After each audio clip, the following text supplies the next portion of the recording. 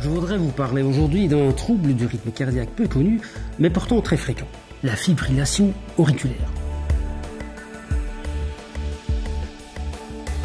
Le cœur est un muscle qui se contracte environ 70 fois par minute pour faire circuler le sang dans le corps.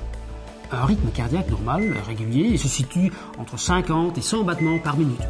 La fibrillation auriculaire, cependant, accélère le rythme cardiaque qui devient totalement irrégulier. Le cœur reçoit, en réalité, des impulsions électriques anormales et les oreillettes se contractent par conséquent de façon désordonnée. Le sang n'entrant plus en quantité suffisante dans les ventricules, le pompage cardiaque perd son efficacité. Le sang stagne dans les oreillettes, ce qui augmente le risque de formation de caillots. Ceux-ci aboutissent dans la circulation sanguine et peuvent provoquer une thrombose. Dans le cerveau, un caillot peut provoquer un accident vasculaire cérébral. Sans un traitement adéquat, la fibrillation auriculaire multiplie par 5 le risque de thrombose ou d'AVC.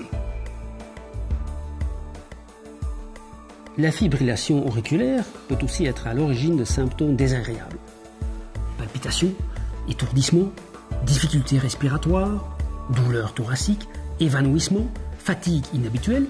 Les troubles du rythme cardiaque et surtout la fibrillation auriculaire augmentent le nombre d'hospitalisations et représentent un coût important pour la sécurité sociale.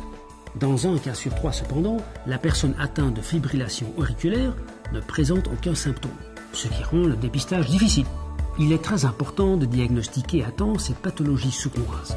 C'est pourquoi le Belgian Heart Rhythm Association vous invite à un dépistage gratuit. Pendant la semaine du rythme cardiaque, vous pourrez bénéficier d'un test dans un des nombreux hôpitaux participants partout en Belgique. Comment le test se déroule-t-il? C'est très simple. Nous allons réaliser gratuitement un enregistrement cardiaque ou un électrocardiogramme avec un moniteur de fréquence cardiaque. L'examen est parfaitement indolore. Ce test est très efficace, mais il ne s'agit que d'un enregistrement instantané. C'est pour cette raison que nous vous conseillons de contrôler vous-même votre rythme cardiaque. C'est très facile. Au repos, posez 3 doigts sur le poignet tendu de l'autre main.